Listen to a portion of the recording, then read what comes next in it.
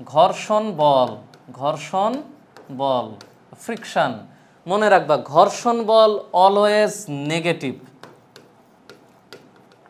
অনেকে কয় না যে জীবনে কেউ কেউ ভালো করতে চায় বা সামনের দিকে আগাতে চায়, অন্য অনেকে ওকে পিছনে টেনে ধরে। হ্যাঁ, উন্নতি করতে চায় ওকে পিছনে টান দিয়ে ধরে। এই পিছনে টান দেওয়া মানুষগুলাই হলো ঘর্ষণ বল বা নেগেটিভ ফোর্স। হ্যাঁ, ফ্রিকশন ফোর্স, ফ্রিকশন বলা হয়। তো ঘর্ষণ বল হচ্ছে সবসময় নেগেটিভ। কিসের নেগেটিভ? তোমার প্রযুক্ত বলের নেগেটিভ। তার মানে আমার প্রযুক্ত বল, ধরো আমার প্রযুক্ত বল মাইনাস ঘর্ষণ বল ইকুয়াল টু হচ্ছে নিট বল। নিট বল, নিট বল মানে হলো সব কিছু প্লাস মাইনাস করে কাটাকাটি ফাটাফাটি জোড়াতালি দেওয়ার পরে লাস্ট যেটা থাকে ওইটা হলো নিট বল। তাহলে নিট বল যেটা হলো বস্তুর উপর অ্যাপ্লাই হয়, অ্যাপ্লাইড ফোর্স, যেটা বস্তুর উপর আলটিমেটলি লাস্ট রেজাল্টেন্ট ফোর্স, এটাকে অ্যাপ্লাইড না বলে রেজাল্টেন্ট বলা উচিত। রেজাল্টেন্ট যে ফোর্সটা থাকে সেইটার মান হচ্ছে আমি যেই বলটা প্রয়োগ করি সেইটা মাইনাস মেঝে বা যে কোনো সারফেস হতে পারে, যে কোনো কিছু আমাকে যে ঘর্ষণ বল দিচ্ছে সেইটা। তাহলে মানে প্রযুক্ত বল মাইনাস ঘর্ষণ বল ইকুয়ালস টু হচ্ছে নিট বল। এই সূত্রটা যদি তুমি জানো তাহলে ঘর্ষণ বলের পড়াশোনা শেষ। শেষ।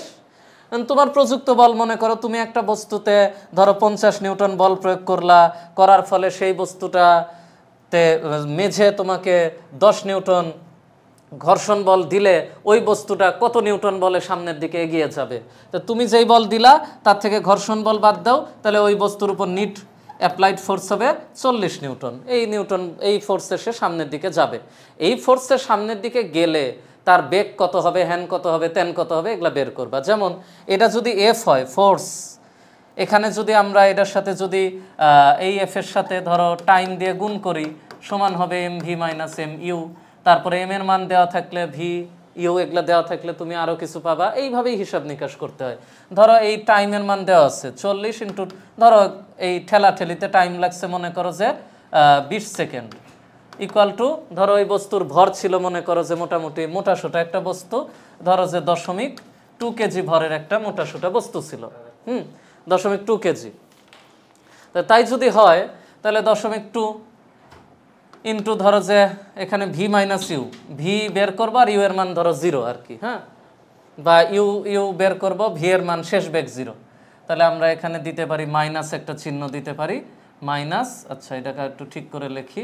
তাহলে এটা হবে হলো এটা 0 মাইনাস এটা 0.2 ইন্টু ইউ।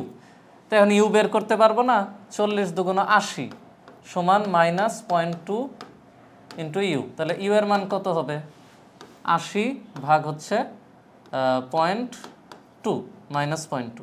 তাহলে এটা উপরে উঠলে হবে মাইনাস, এটা উঠায় দিলে এখানে 10 দিয়ে গুণ হবে, 800কে 2 দিয়ে ভাগ করলে 400 মিটার পার সেকেন্ড এটা হবে। বুঝছো? এই হলো ঘটনা। মাইনাস হলো ডিরেকশন বোঝায়, এটা নিয়ে সমস্যা নাই। তার মানে মেইন খেলাটাই হচ্ছে এই সূত্রে। তোমাকে পরবর্তী ধাপে যা করতে বলুক না বলুক এতক্ষণ আমি পড়াইয়া দিছি, ওটা সমস্যা নাই, ওইটা ওই প্রিভিয়াস পড়াশোনা থেকে আসতেছে। কিন্তু এই জায়গায় এইটা ধরতে পারাই তোমার আসল খেলা, যে কোনো একটা বস্তুর উপর টোটাল অ্যাপ্লাইড ফোর্স কি জিনিস আর ওই বস্তুর উপর রেজাল্টেন্ট ফোর্স কি জিনিস। আমি মোট যে ঠেলাটা দেই, যে বলটা দেই, এটা হলো টোটাল। তার থেকে ওই ঘর্ষণটা বাদ দিলে বাকি যেটা থাকে সেটা হলো ওর উপর আলটিমেটলি কার্যকর বল। এই বাংলার মারপ্যাচগুলো বুঝতে হবে, বুঝছো? আচ্ছা, এটা যদি বোঝো তাহলে হালকা একটু বলে রাখি, ঘর্ষণ কয়েক রকমের আছে। একটা হলো স্থিতি ঘর্ষণ, আরেকটা হলো গতীয় ঘর্ষণ, আরেকটা হলো সীমান্তিক ঘর্ষণ। সীমান্তিক তো বিষয়টা হলো কোনো বস্তু স্থির অবস্থায় যে ঘর্ষণটা লাভ করে বা প্রাপ্ত হয়, যে ঘর্ষণের কারণে এটা হয়, এটাকে বলে স্থিতি ঘর্ষণ। কোনো গতিশীল বস্তুতে যে ঘর্ষণ অ্যাপ্লাই হয় সেটাকে বলা হয় গতীয় ঘর্ষণ। আর স্থির বস্তু গতিশীল হওয়ার মুহূর্তে যে ঘর্ষণটা অ্যাপ্লাই হয় ওইটাকে বলা হয় সীমান্তিক ঘর্ষণ। আমি ইজি ভাষায় বোঝানোর চেষ্টা করলাম। এখন স্থিতি ঘর্ষণের ক্ষেত্রে একটা সূত্র হলো এফ এস, মনে করো ফ্রিকশন ফোর্স, এস তে স্থিতি ঘর্ষণ, স্ট্যাটিক মনে করো, equal to mu s into r. Mu হলো স্থিতি ঘর্ষণ গুণাঙ্ক, স্থিতি ঘর্ষণ গুণাঙ্ক, আর আর তে হলো রিয়াকশন ফোর্স, রিয়াক্টিভ ফোর্স। আর গতীয় ঘর্ষণের ক্ষেত্রে এফ কে কাইনেটিক মনে করো equals to mu k into r. Mu কি? মিউ হচ্ছে গতীয় ঘর্ষণ গুণাঙ্ক ইন্টু আর হচ্ছে রিঅ্যাক্টিভ ফোর্স। আর এর একটা এই জিনিসগুলো তোমাদের এত বেশি নাই, তোমাদের জাস্ট এইটা নিয়ে হালকা একটু আলোচনা আছে, এটা একটু বুঝায় দেই। মনে করো যে একটা টেবিলের উপরে একটা ভারী একটা জিনিস আছে, হ্যাঁ, এম ভরের একটা ভারী জিনিস আছে। ধরো যে এই টেবিলে আমার সামনে একটা টেবিল আছে, ওই টেবিলের উপর অনেক কিছু জিনিসপত্র রাখা আছে। ধরো এই টেবিলের উপর এই কলমটা এইভাবে আমি রেখে দিচ্ছি। তোমার কি মনে হয় কলমের একটা ভর আছে না নিচের দিকে? তো টেবিল ভাঙ্গে চুরে নিচে আসা উচিত ছিল কি না? ছিল। টেবিলকে একটা ঊর্ধ্বমুখী বল প্রয়োগ করে ধরে রাখছে। এটাকে তুমি রিঅ্যাক্টিভ ফোর্স চিন্তা করতে পারো। যেমন এইটা যদি নিচের দিকে যে এমজি ওজনটা দিচ্ছে বা বলটা দিচ্ছে, এই এমজিকে মিনিমাইজ করতেছে টেবিল অপোজিট দিক থেকে, এটাকেই বলে রিয়াকশান। তাহলে এখানে আর এর মান কত হলো এই ছবিতে? মিউএস এর মান যা দিয়ে দিবে তাই, এটা তোমার প্রশ্নে যা দিবে, গুণাঙ্কর মান যা দিবে তাই, গুণাঙ্ক এই। তাহলে এখানে এমএস হলো কি? মিউএস ইন্টু এমজি। বুঝতে পারছো? এইটা হলো একটা রিয়াকশানের মানে ফরম্যাট। আরেকটা ফরম্যাট যদি আমি একটু দেখাই, এইটা মনে করো যে একটা এরকম আনত তল আছে, এখানে একটা আনত তল আছে, এইখানে একটা বস্তু আছে, ও এদিকে আসতে চায়, হ্যাঁ এদিকে আসতে চায়, ওকে ওইদিকে ধরে রাখার চেষ্টা করা হচ্ছে। কারণ ওর ওজন তো পুরা নিচের দিকে এমজি, তাহলে ওর উপাংশ তৈরি হবে, এই দিকে একটা উপাংশ হবে এমজি। এখানে যদি থিটা কোণ ধরি তাহলে এটা হবে এমজি কস থিটা, আর এই উপাংশটা হবে এমজি সাইন থিটা। এই কেন সাইন কজ হয় এটা গতি অধ্যায়ে আশা করি তোমরা বুঝছো, অথবা কাজ শক্তি ক্ষমতা অধ্যায়ে বুঝছো। এই জিনিসটা হচ্ছে ব্যাপারটা এরকম যে কোনো একটা ভেক্টর রাশি যদি এইরকম হয়, এটা মনে করো এ একটা ভেক্টর রাশি, তাহলে ওর উপাংশ তৈরি হয়, এদিকে এক্স অক্ষ বরাবর ওর একটা ভ্যালু থাকে, ওয়াই অক্ষ বরাবর ওর একটা ভ্যালু থাকে, যার সাথে আমি কোণ ধরি সেটাকে এক্স অক্ষ কনসিডার করি। তাহলে এখানে যদি আমি একটা ত্রিভুজ আঁকাইতে পারতাম, সমকোণী ত্রিভুজ, তাহলে এই জায়গায় কি হতো বলো তো? এই থিটা, তাহলে এখানে আমি কি বলতাম যে কস থিটা ইকুয়াল টু ভূমি বাই অতিভুজ। ভূমি হলো এক্স আর অতিভুজ হলো এ, তাহলে এই এ কস থিটা ইকুয়াল টু হতো এক্স। তার মানে এই আনুভূমিক উপাংশটাকে বলা হয় ওর কস থিটা মান। বুঝছো?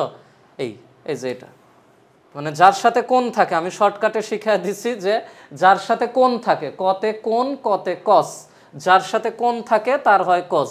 তাহলে উপরেরটা কি হবে? এই উপরেরটা বের করা মানে যে এটা বের করার সমান।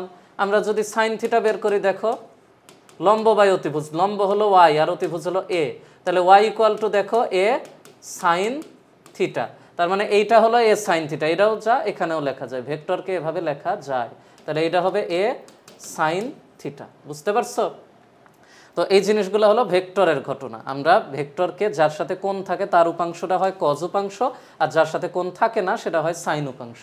আমরা যদি এই দিকে কোণ ধরতাম, এইদিকে যদি একটা কোণ ধরতাম আলফা, তাহলে এইটা হতো এ কজ আলফা আর এইটা হতো এ সাইন আলফা। যার সাথে কোণ থাকে না সেটাকে থিটা লিখছি নাকি, এটা আলফা। যার সাথে কোণ থাকে সেটা কজ হয়, কিভাবে দেখালাম, আর যার সাথে কোণ থাকে না সেটা সাইন হয়।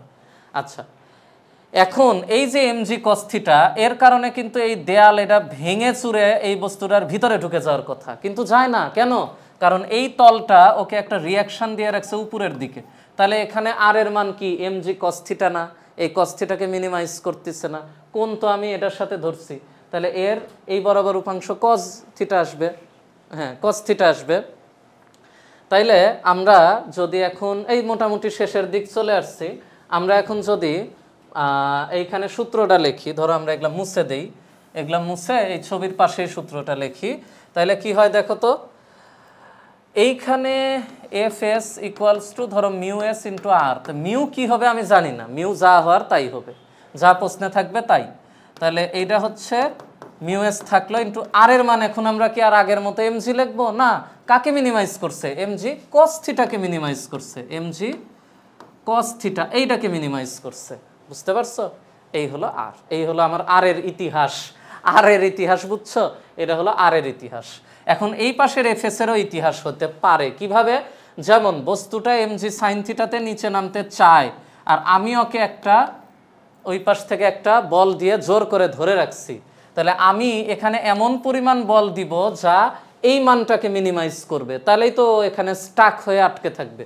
তাহলে এটাকে যদি আমি নাম দেই mg sin theta equal to mu S mg cos theta, তাহলে এখানে mg কাটা যায়, sin থিটার নিচে cos থিটা আসে, তাহলে sin থিটা ভাগ cos থিটা সমান হবে মিউ এস বা মিউ যাই দাও, sin theta by cos theta মানে হলো tan theta equal to mu s. এই ছবিতে বা এই কন্ডিশনে মিউ এস এর মান হচ্ছে tan থিটা।